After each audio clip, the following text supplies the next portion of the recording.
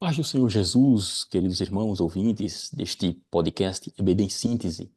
Como sempre dizemos e como você sabe, este é o seu programa semanal, realizado aqui pela Igreja Evangélica Assembleia de Deus no estado do Rio Grande do Norte. Nós estamos aqui sob a presidência do nosso querido pastor Martim Alves da Silva. E este também é uma realização do nosso Departamento de Educação Cristã, chamado de DENEC. Nós estamos aqui, professores, mais uma vez, na lição de juvenis, e agora nós estamos chegando já ao fim desse trimestre, um trimestre abençoado. A lição agora é a de número 12. Neste domingo que vem, o nosso querido aluno, ele vai tratar, juntamente com os professores ali, sobre um tema importantíssimo. Na verdade, cada tema de cada domingo ele tem sido importante, especial, e ele vai se afunilando, vamos assim chamar.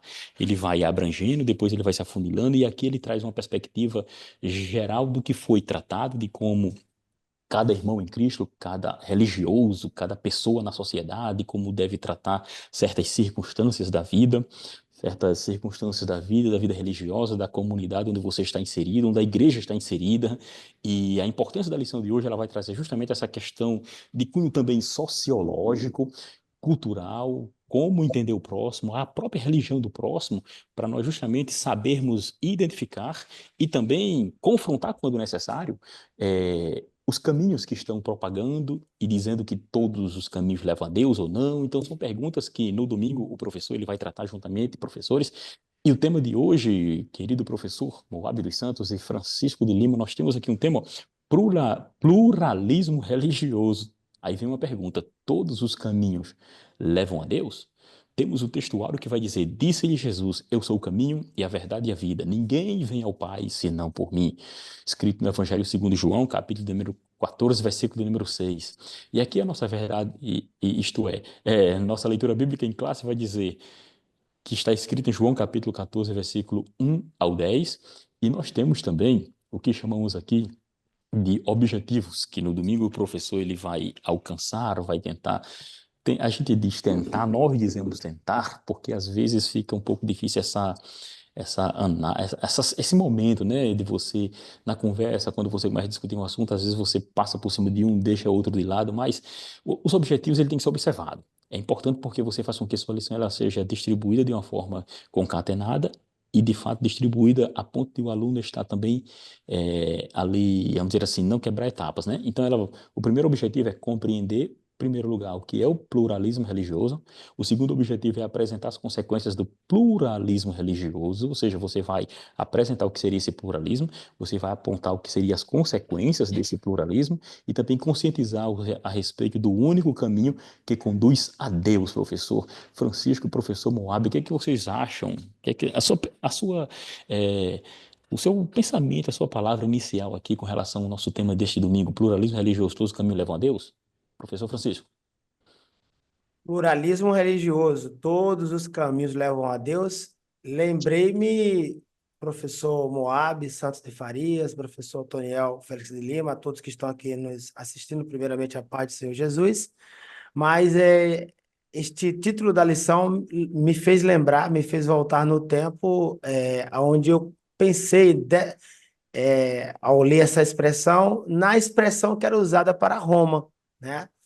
Todos os caminhos levam a Roma, e isso aí tinha um significado, apontava para o padrão excelente das estradas, né?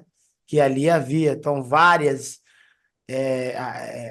estradas com um padrão excelente que fazia com que você chegasse a qualquer lugar de Roma. É tanto que até hoje a via chamada Ápia está lá, depois de milhares de anos, né? Foi construída, serve como ponto turístico, muitos vão por lá, pesquisadores visitam, amam aquelas terras e etc e tal. Então, todos os caminhos levam a Roma, significava, e até hoje significa, né, quando se para pensar no passado, à luz do presente, significava e significa que várias formas existiam de se chegar a um mesmo lugar, tá? Ou, pensando em hoje, em se obter um mesmo resultado. Então, quando a gente olha aqui na lição de agora, pluralismo religioso, todos os caminhos levam a Deus, é o que muitos pensamentos, né, muitas filosofias, muitas ideologias, certo? Amparadas pela religiosidade, ela tenta trazer para o mundo de então que você pode estar em qualquer fé, você pode estar baseado e fundamentado o seu pensamento em qualquer credo, que você vai chegar, vai ser salvo, vai chegar a Deus, né? Vai estar com o Senhor, independente do espaço que você ocupe, seja na religião tal, na religião tal, na religião tal. E na lição de hoje a gente vai discutir isso, exatamente isso, ponto por ponto. Professor Moab, pluralismo religioso. Todos os caminhos levam a Deus? Qual a sua perspectiva inicial que o professor no domingo ele deveria apresentar logo de início para o aluno? A paz do Senhor a todos, a paz do Senhor, queridos professores que nos acompanham, né, nesse grande projeto EBD em Síntese, meus amigos presbítero Otoniel, professor Francisco, né, Diácono Francisco, é uma honra estar com vocês. A sociedade, ela vive esse dilema, essa dúvida, né, diante de tantas oportunidades, tantos caminhos, tantas ideias a respeito de eternidade, de salvação, né, de mudança de vida, mas nós precisamos ajudar nossos alunos a entenderem que não existem vários caminhos, né?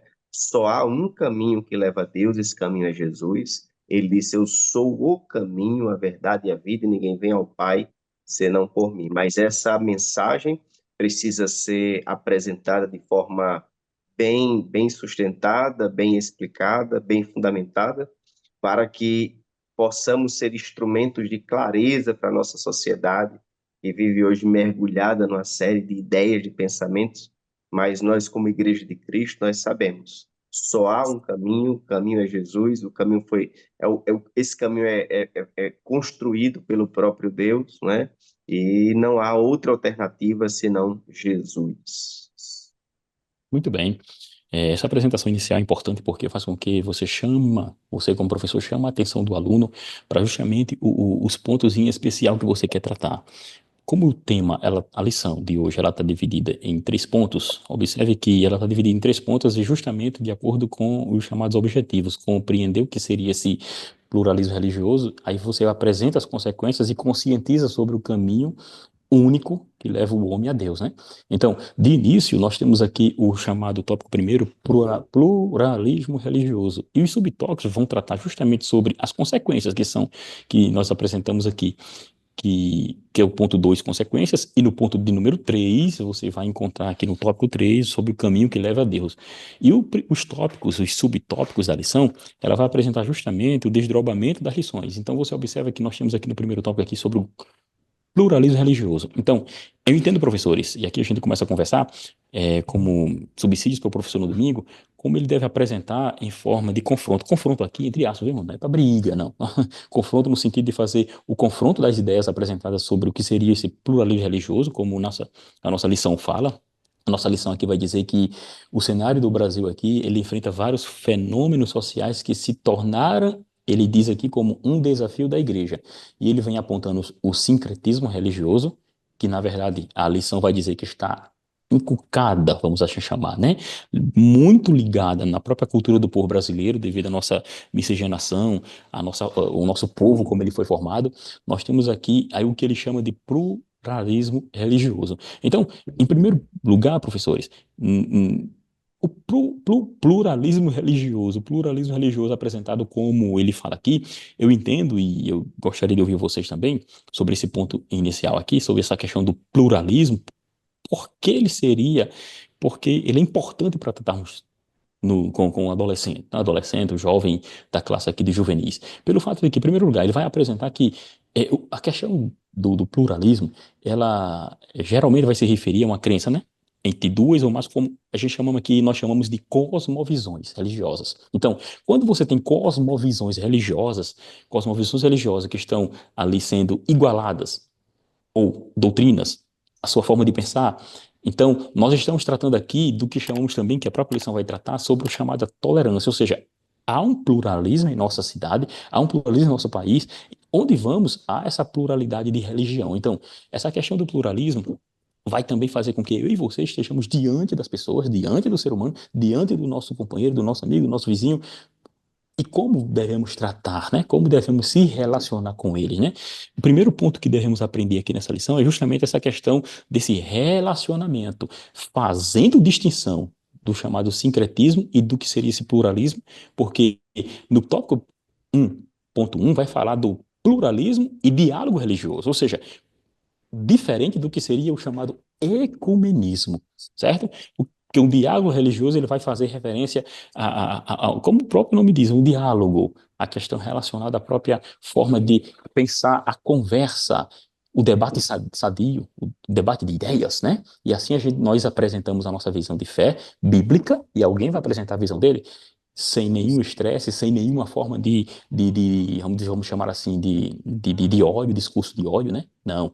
A questão aqui, devemos justamente fazer esse confronto para distinguir o que seria o próprio pluralismo em si, onde também entra, o autor da lição vai falar sobre a liberdade de crenças, as chamadas manifestações culturais, porque todos temos liberdade de expressão, professores. Exatamente. O sincretismo religioso, a gente consegue diferenciar isso aqui e a revista ela nos ajuda, graças a Deus, é muito bom ter o material da Casa Publicadora da Assembleia de Deus no Brasil, a CPAD, que é um material, como eu sempre falo, que as suas lições sempre vêm numa crescente pedagógica. Quando isso não acontece, o professor sofre, o aluno que não tem já uma certa andança no caminho do ensino, pelo caminho do ensino, ele também padece. Mas as revistas, as lições da Casa Publicadora da Assembleia de Deus, a CPAD nos ajuda bastante. E aqui ele fala, né, do sincretismo religioso.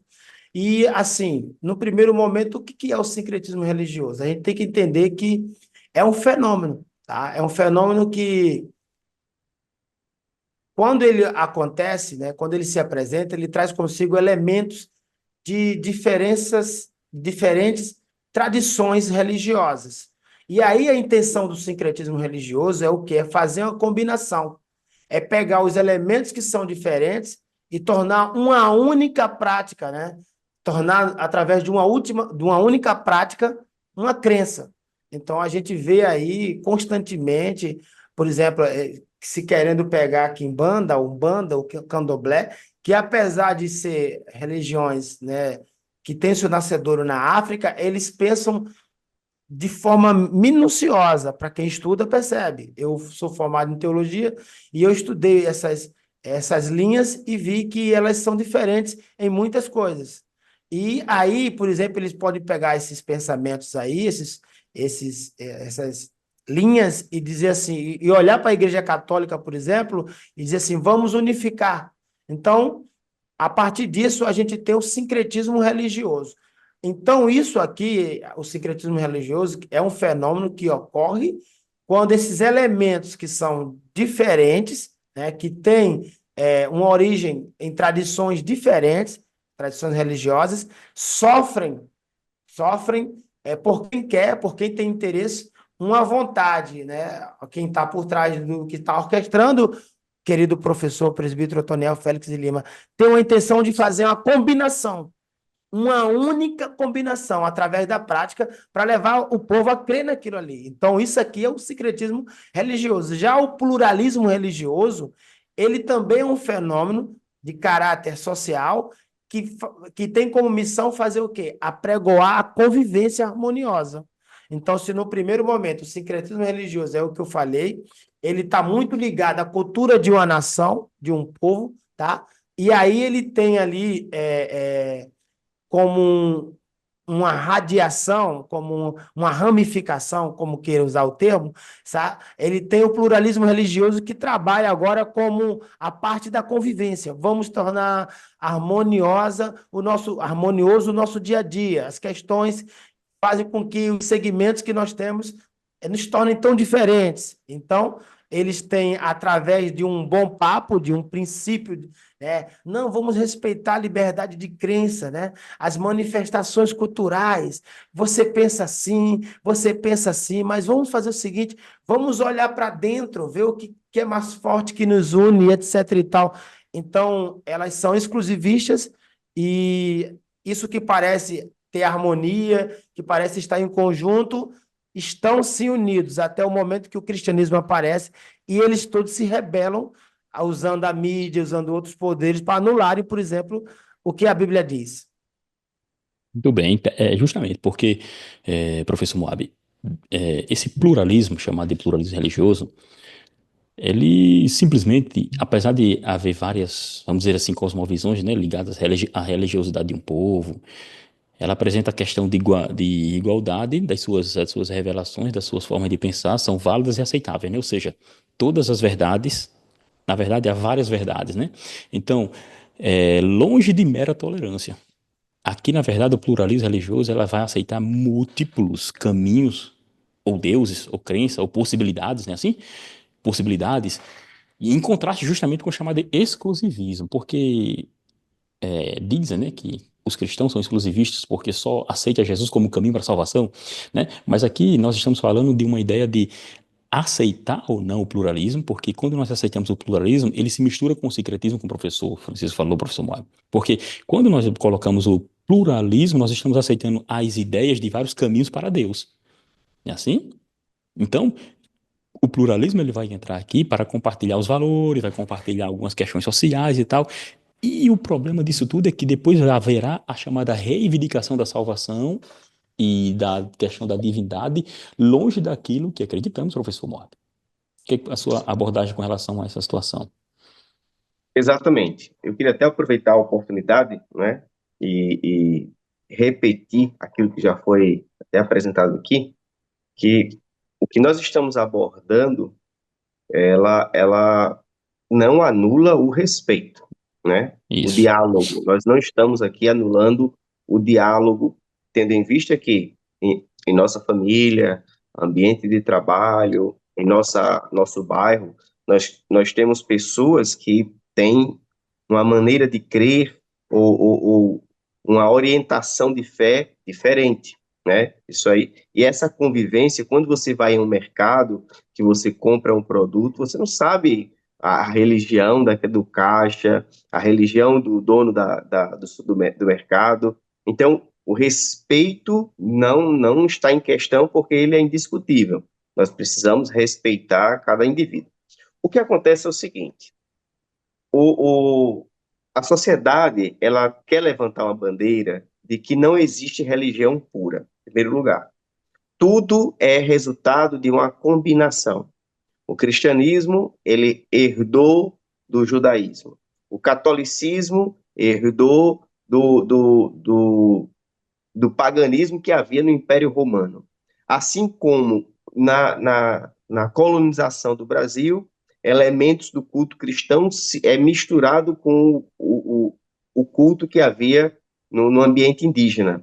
Da mesma forma, os africanos que eram escravizados, elementos do culto africano misturado com o do cristianismo, e aí nas procissões católicas, isso tudo caminha junto. Isso é como a sociedade afirma. Dessa forma, a sociedade entende o seguinte, que, na verdade, um Deus que está sendo adorado no espiritismo ou no ambiente indígena é o mesmo de um cristianismo, só que com outro nome. Então, é a mesma divindade adorada com nomes diferentes por conta do contexto daquela cultura. Nós não entendemos assim. Nós não entendemos assim. Embora haja respeito, né, mas o cristianismo, ele é distinto. O cristianismo, ele tem elementos próprios. O cristianismo, ele não é fruto de uma ideia humana, de uma imaginação humana, né? Então, é importante que o professor, ele entenda e apresente essas questões. Embora haja um esforço da sociedade para que as religiões elas compartilhem as mesmas ideias, embora usem nomes diferentes a seus deuses, o cristianismo ele é distinto. Nós entendemos que Cristo é o caminho. E é aí que entra em conflito caso alguém queira colocar outro elemento no culto cristão.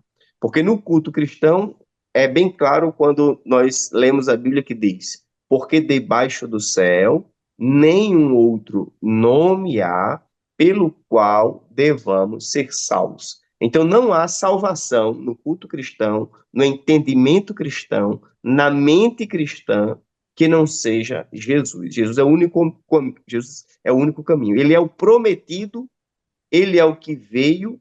E outro detalhe, quando nós anunciamos a Cristo, nós anunciamos um Cristo de amor, mas um Cristo santo. O sacrifício de Cristo foi justamente para perdoar os nossos pecados, nos justificar e aí construir esse caminho para a salvação.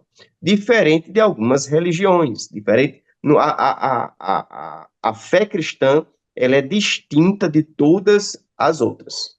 De fato, e é importante o que você pontua, porque quando falamos de pluralismo, tem que se haver uma distinção de que quando nós compartilhamos da prática da ajuda ao próximo, várias religiões têm essa ideia, né, de ajudar o próximo, de comer ao necessitado. Isso é uma questão religiosa e humana que, independente de religião, o ser humano deve fazer, né, a ajuda do próximo. Então, quando compartilhamos de algumas questões relacionadas à própria naturalidade das coisas, da vida diária, isso não significa dizer que estamos de acordo. E a lição ela vai justamente trazer, de acordo com as doutrinas ou preceitos atribuídos para certas religiões. Então a lição vai justamente trazer essa distinção, que quando eu falo de pluralismo, eu estou demonstrando que o pluralismo, assim, a própria medida, tem a ver em atribuir, assim, a credibilidade, as próprias reivindicações sobre as verdades de certas, de certas crenças, né?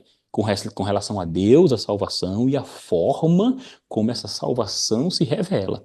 Então, quando entramos nesse pluralismo, aí a lição vai entrar justamente no que é chamado aqui de, no tópico 1.1, pluralismo e diálogo religioso e ecumenismo, ou seja, esse ecumenismo que vai entrar justamente chamado por causa do sincretismo, ele vai justamente trazer essa ideia de unidade é onde vai justamente entrar a forma de observarmos a vida, a forma de observarmos as questões diárias com o nosso próximo e com a nossa fé. Porque a partir do momento que eu estou, como você falou, respeitando a figura do próximo, independente da sua religião, mas eu não devo deixar de conversar com ele para que até mesmo como é que eu irei pregar e demonstrar o Deus verdadeiro, né? Se há um só Deus, e Rei sobre todas as coisas. Deuteronômio 6:5 já está escrito que, portanto, ame o Senhor teu Deus, de todo o teu coração e de toda a tua alma e toda a tua força. Então só há um Deus.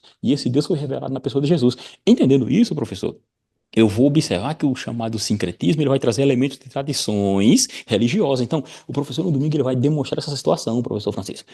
Esses elementos de tradições religiosas diversas vão combinar em uma única prática, olha o termo, prática ou então crença, ou seja, a mistura. Aí você, vamos aqui falar de uma forma bem mais aberta. Você é um religioso, é chamado de evangélico. Aí você se mistura com outro tipo de religião que não a fé cristã. Aí você mistura, traz de lá os movimentos e leva daqui para lá o movimento e fica. Isso é chamado de sincretismo.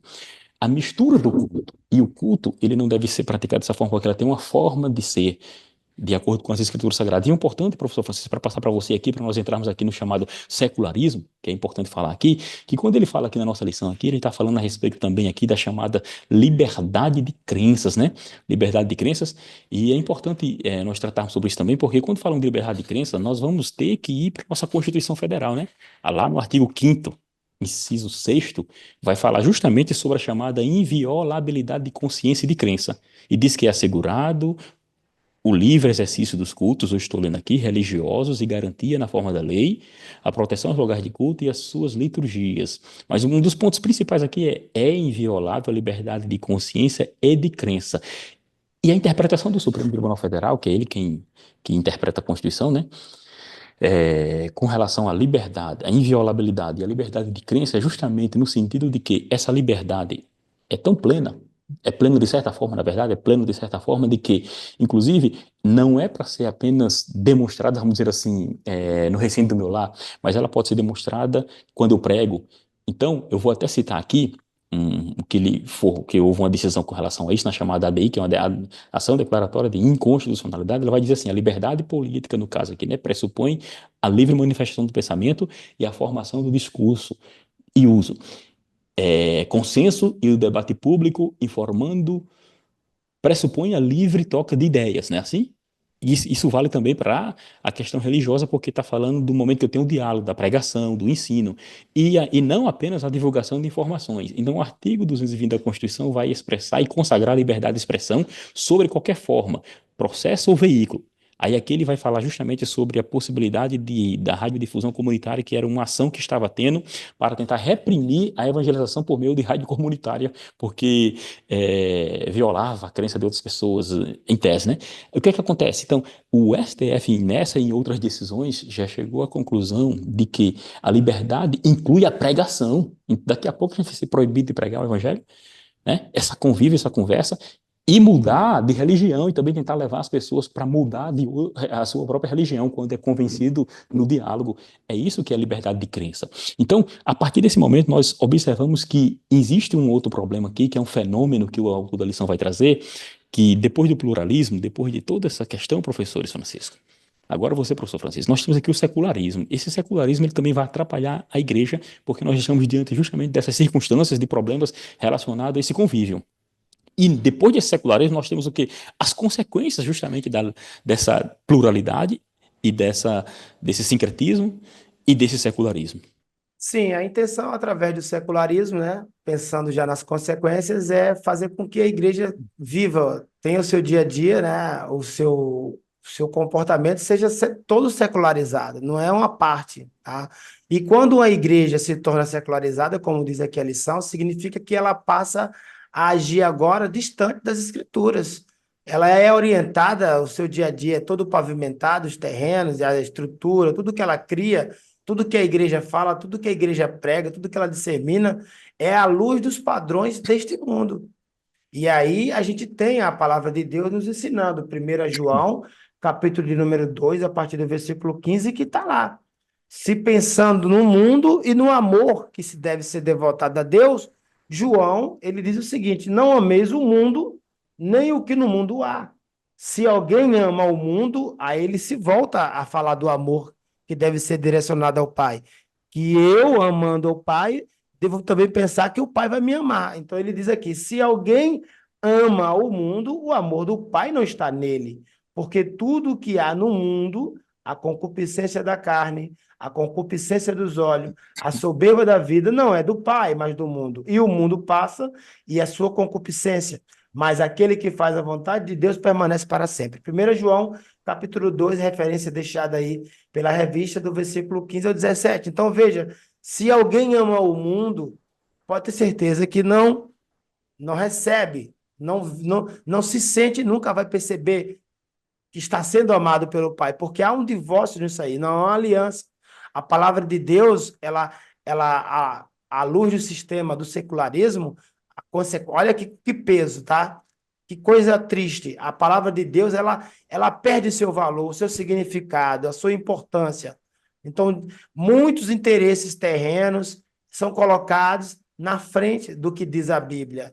Então, diante das cobiças terrenas e o ensino bíblico, diante das cobiças terrenas, a palavra é desprezada, perde sua importância, e o ensino das Escrituras Sagradas, ele agora ele sabe, usam ele de forma errada, e quem está pregando, esses que estão presos ao secularismo, por exemplo, começam a olhar para as Escrituras e dizer assim: olha, vamos priorizar isso aqui. Isso aí chama-se nada mais do que a lição trata como o fortalecimento das crenças humanas e dos modismos. Vamos fortalecer isso aqui, vamos defender essa tese.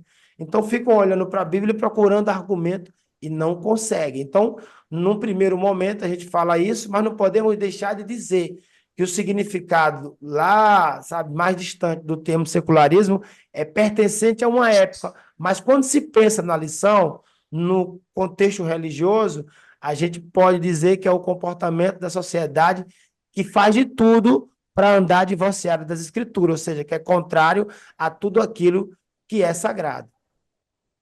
Muito bem, professores.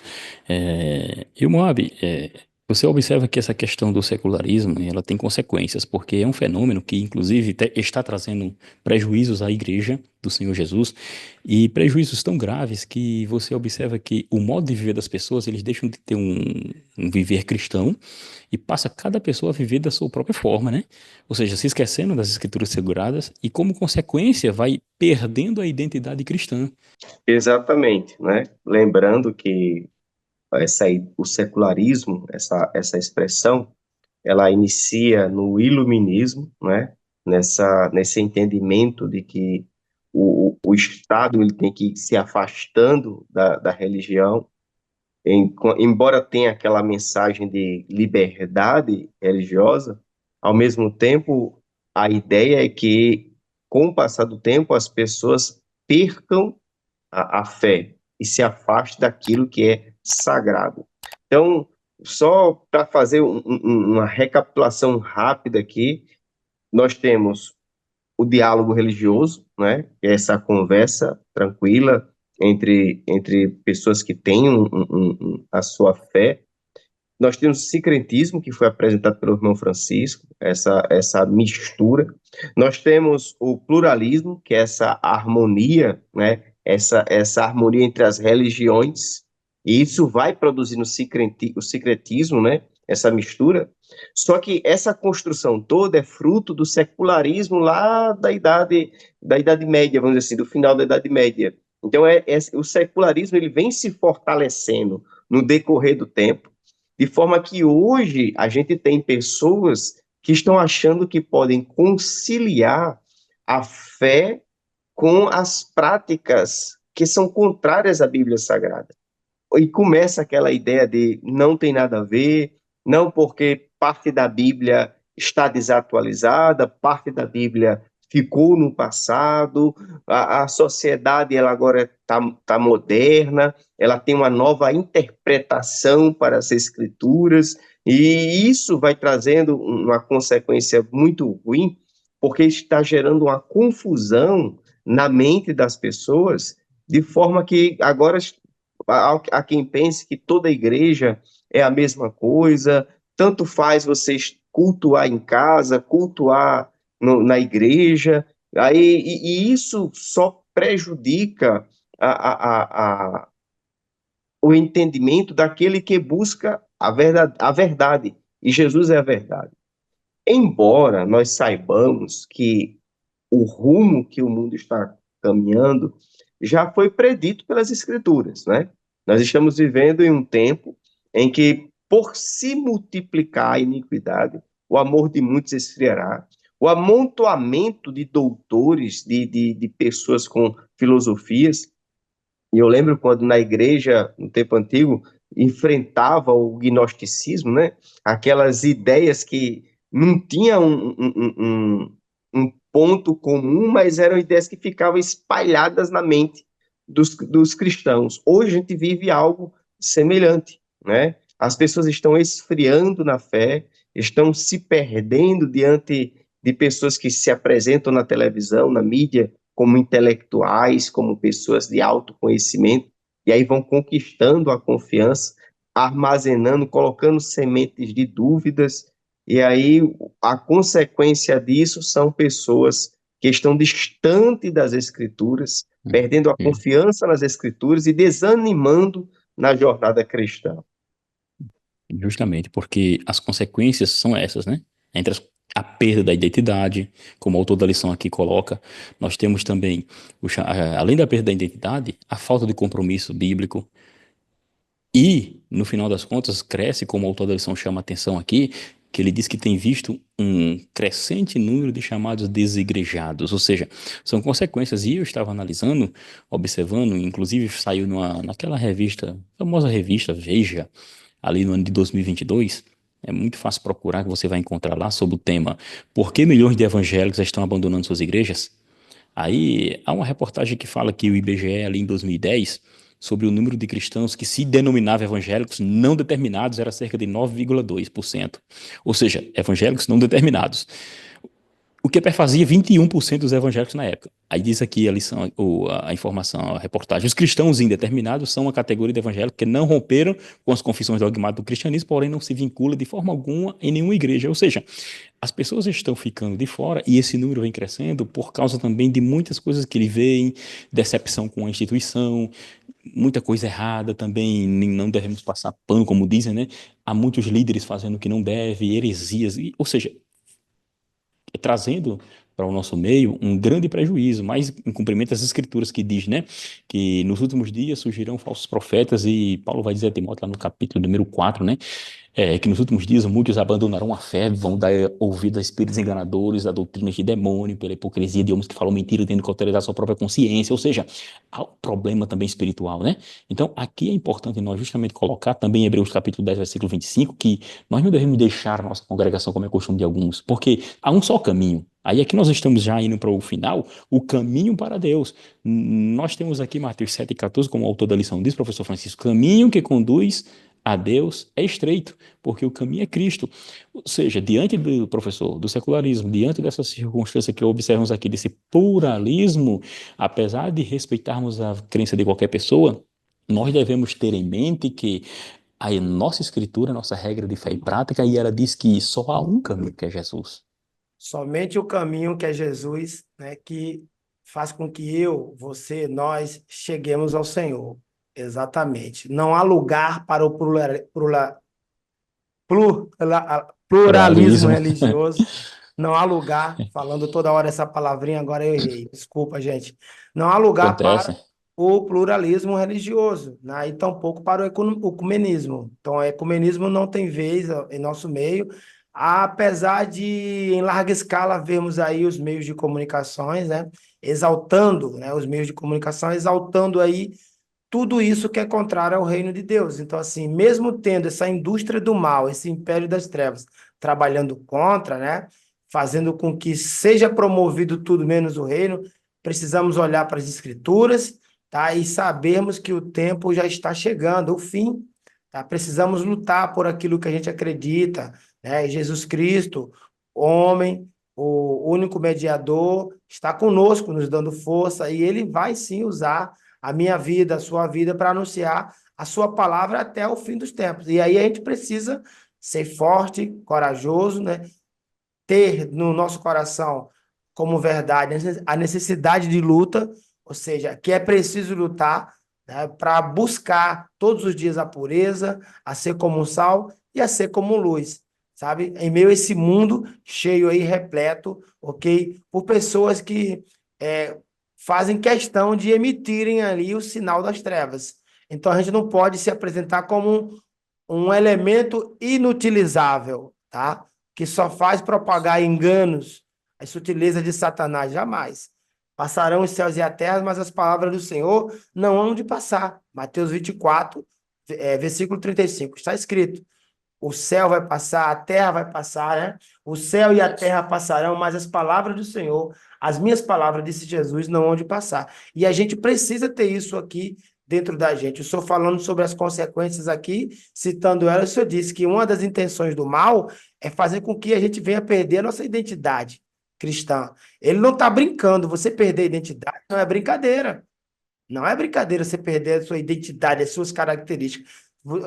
Veja uma pessoa quando você fica, sabe da notícia que aquele cidadão ele saiu da pátria dele e está noutra pátria sem nenhum documento. As pessoas não entendem a língua dele. Outro dia eu estava aqui no Rio Grande do Norte e eu falando com um marroquino.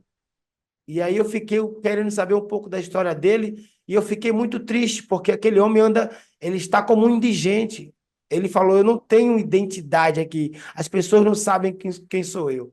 Então, quando não se tem um compromisso com a Bíblia, é a partir disso vai acontecendo essa perda. Que Deus abençoe a todos. Amém. Porque como a lição diz, né, há um caminho e um rei e um juiz que há de julgar um dia as nações, professor Moab. Exatamente. Queria até tentar ajudar também, né, mostrando a questão da tecnologia, né? Hoje a Hum, tecnologia ela tem sido uma ferramenta muito importante, muito útil, mas tem trazido problemas também As pessoas agora sentam no sofá, escolhe a igreja, né? Escolhe o culto, Uhum. escolhe a pregação, e aí É. vai se alimentando de tudo, né? E por estarem desigrejados, por não terem um pastor, não terem um professor da escola bíblica dominical para conversar, para tirar uma dúvida, para acompanhar, não é? Aí não passam por um discipulado, e isso faz com que essas pessoas cresçam sem direcionamento, sem orientação, né, pessoal, e aí vão crescendo com alguma deficiência nessa jornada, e o problema é muito sério, é muito grave, né? Pessoas que já não estão mais motivadas a irem para a igreja. Então, é importante a gente entender que a tecnologia é importante, o respeito com as religiões, com a fé das pessoas é importante, mas nós não podemos perder a nossa identidade cristã, nós não podemos Isso. parar de estar congregado, estar conversando. É tão importante quando a gente chega na igreja e louva a Deus com os irmãos, lê a Bíblia com os irmãos, a escola bíblica dominical, a gente senta lá e conversa sobre um tema como Uhum. este aqui. Então, é fundamental isso para a jornada cristã, né? Isso não pode Isso. faltar para o crescimento. E a leitura da Bíblia é fundamental. Como é que você conhece uma nota falsa? Primeiro, Uhum. você tem que conhecer a verdadeira. Então, a partir do momento que eu leio a Bíblia Sagrada, tudo aquilo que for contrário à Bíblia, eu vou rejeitar, né? E o apóstolo Paulo dá ênfase a essa postura quando ele fala dos cristãos em Bereia, né? Os crentes de Bereia. Uhum. E mesmo na Isso. pregação do próprio apóstolo Paulo, eles estavam lá conferindo nas escrituras se aquilo ali fazia todo o sentido. 5,16 de Mateus, Jesus diz: Assim resplandeça a vossa luz diante dos homens, para que vejam as vossas boas obras, e assim glorifique o vosso Pai que está nos céus, né? E lembrando aqui, lembrei de Atos, capítulo de número 17, versículo 15, quando o apóstolo Paulo ele está lá no Areópago, né? Ele vê aquela mistura de crença e propaga o Deus, o único Deus verdadeiro, através de uma situação que ele analisa ali, apresentada como o Deus misterioso ali dos atenienses, né? Aí o problema que nós temos hoje em dia, irmãos, é justamente essas pessoas que estão se afastando do Senhor Deus, é que as pessoas não estão vendo mais o culto, o local, o templo também, como local sagrado, apesar de ser um edifício, mas foi um local entregue para a glória de Deus, né? Então, o culto é um local sagrado, o templo é o local onde é o local onde é visto como a união, vamos chamar assim, da comunidade, daqueles que creem. Portanto, foi idealizado para demonstrar o quê? Demonstrar a fé. Jesus falou em 11:17 de Marcos: a minha casa será chamada casa de oração. Então, logicamente, ele vincula aquele local que foi dedicado à adoração a Deus a sua própria adoração. E essas pessoas estão deixando de lado o culto, deixando de lado a forma genuína de adoração, trazendo também elementos judaicos para o templo, ou seja, tudo errado, né? Então o professor vai, nesse domingo, demonstrar todas essas circunstâncias que nós pontuamos aqui, faça uma pesquisa e você vai demonstrando para o seu aluno que o respeito é interessante, é necessário, porém não devemos aceitar o que confronta com a nossa fé. Devemos se posicionar contra, porque é assim que Deus nos chamou para fazer. Amém, meus irmãos? Nós chegamos ao final, professores, que pena, né? Graças a Deus, mais uma oportunidade. Estamos aqui, professor Moá, professor Francisco, agradeço a oportunidade com vocês. E nesse trimestre nós aqui encerramos, né? Muito obrigado, professor Moá, muito obrigado, professor Francisco. 20 segundos, professor Moá, 20 segundos, professor Francisco, para nós encerrarmos. Amém. Eu agradeço a Deus pela oportunidade e quero dizer para você, querido professor, observe seus alunos. Talvez algum deles possa estar passando por dúvidas nesses temas e você é um instrumento de Deus para ajudar em suas convicções. Amém. Amém. Deus abençoe a todos os professores, Deus abençoe a todos os alunos. Desejo para vocês boas festas, né? Chegando agora aqui o final de mais um ano, e se Deus permitir, Jesus Cristo não tiver voltado, e o Espírito Santo nos conceder saúde, estaremos aqui novamente junto com o professor presbítero Otoniel Félix de Lima e o professor aqui diácono Moabe Santos de Farias. Amém. Então, dizemos sempre, te damos graças, Senhor, por mais uma oportunidade no nome de Jesus. Amém.